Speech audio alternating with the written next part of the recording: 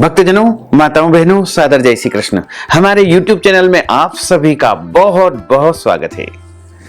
अधिक मास, मल मास, पुरुषोत्तम मास, द्वितीय श्रावण कृष्ण पक्ष की जो परमा एकादशी है, जिसे पुरुषोत्तमा एकादशी, कमला एकादशी के नाम से भी जाना जाता है। यानी अधिक मास की जो दूसरी एकादशी आएगी, अधिक मास की जो दूसरी एकादशी आएगी, उस एकादशी तिथि का आरंभ 11 अगस्त 2023 की सुबह 7:35 से हो जाएगा, जो कि 12 अगस्त की सुबह 7:58 पर एकादशी तिथि समाप्त हो जाएगी।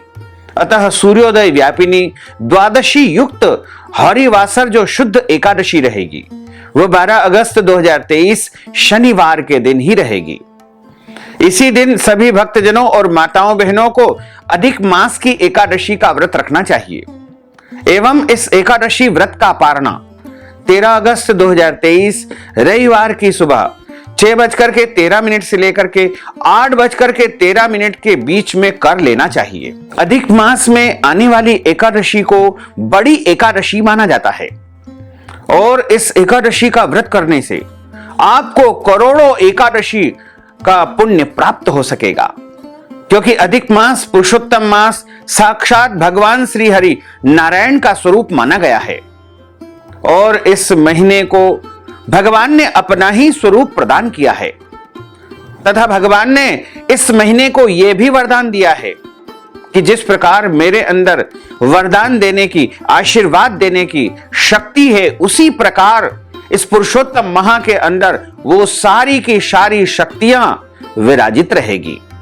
इसी कारण से अधिक मास में, पुरुषोत्तम मास में जो भी पुण्य कार्य किए जाते हैं, दान किए जाते हैं, जप किए जाते हैं, तप किए जाते हैं, उनका करोड़ों गुना पुण्य फल प्राप्त होता है। और ऐसा हम नहीं कहते हैं, ऐसा हमारे पुराणों में लिखा हुआ है और वह स्वयं भगवान नारायण ने ही बताया है। इसलिए यदि आप प्रत्येक एकादशी का व्रत करते हैं तो भी आपको इस एकादशी का व्रत जरूर रखना चाहिए। और यदि किसी कारणवश आप सभी एकादशियों का व्रत नहीं रख पाते हैं तो आप परमा एकादशी का व्रत जरूर रखें। 12 अगस्त 2023 शनिवार के दिन परमा एकादशी का व्रत आप करें, क्योंकि इस एकादशी का व्रत करने मात्र से आपको संपूर्ण वर्ष की एकादशी का पुण्य जरूर प्राप्त होगा। वैसे तो पूरे वर्ष में 24 एकादशी आती है, प्रत्येक माह में 2 बार एकादशी आती है, लेकिन इस बार अधिक मास पुरुषोत्तम माह के रूप में 19 वर्ष बाद श्रावण का महीना प्राप्त हुआ है और इस श्रावण के महीने में 4 एकादशी है। इस प्रकार कुल मिलाकर के इस साल 26 एकादशी हमको प्राप्त हो रही है। और जो भक्तजन परमा एकादशी का व्रत रखेंगे उनको दशमी तिथि से लेकर के द्वादशी तक कुछ महत्वपूर्ण नियमों का पालन करना चाहिए।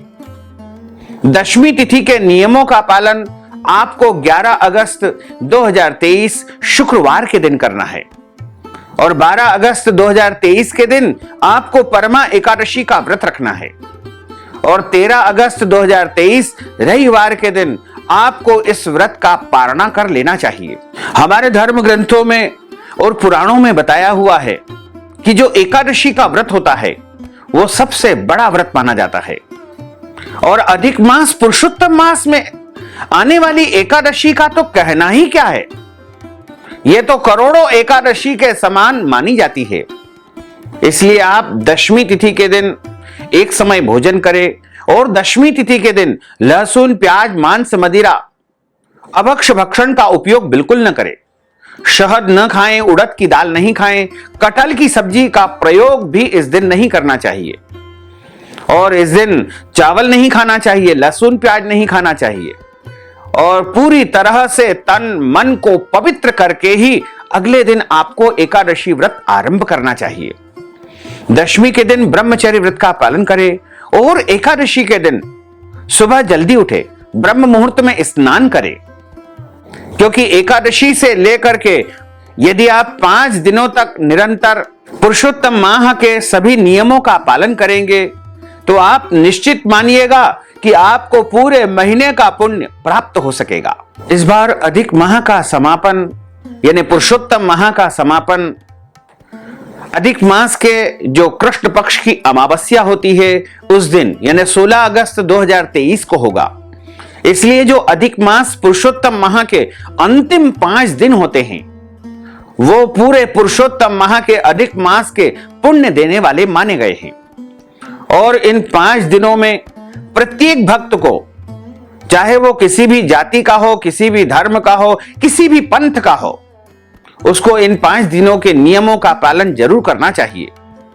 यदि आप अपने जीवन में अद्भुत परिवर्तन करना चाहते हैं, अपने करोड़ों जन्मों के पाप नष्ट करना चाहते हैं और करोड़ों जन्मों के पुण्य को यदि आप प्राप्त करना चाहते हैं, अपने जीवन में उन्नति और प्रगति चाहते हैं, अपना भाग्योदय चाहते हैं, अपनी किस्मत बदलना चाहते हैं, तो आपको 12 अगस्त 2023 से लेकर के 16 अगस्त तक कुछ महत्वपूर्ण नियमों का पालन जरूर करना चाहिए।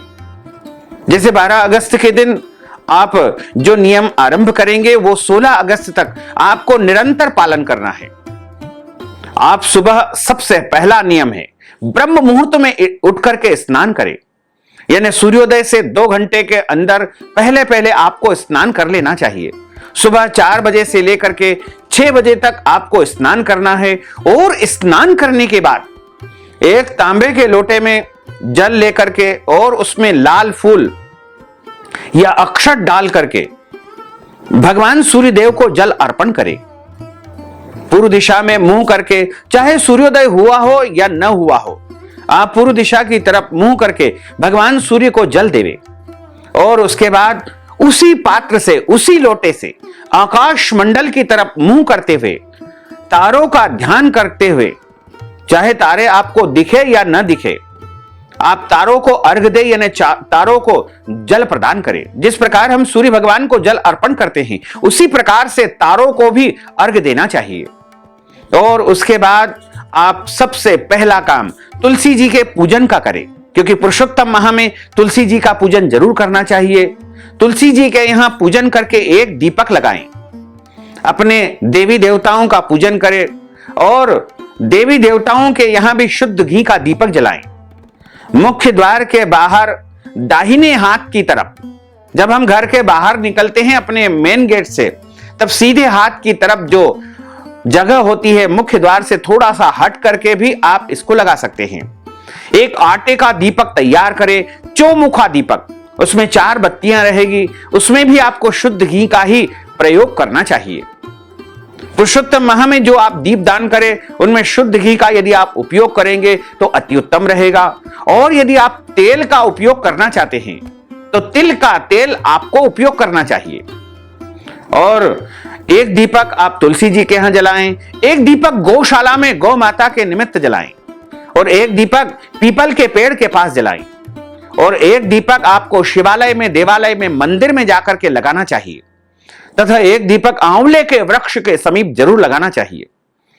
और ध्यान रखने वाली बात यह है कि यदि इन 5 दिनों तक आप निरंतर प्रतिदिन जाकर के आंवला वृक्ष का पूजन करेंगे तो आप निश्चित मानिएगा कि आप साक्षात नारायण का पूजन कर लेंगे, क्योंकि 5 दिनों तक जो मनुष्य आंवला का पूजन करेगा उसको साक्षात लक्ष्मी नारायण के पूजन का पुण्य प्राप्त होगा।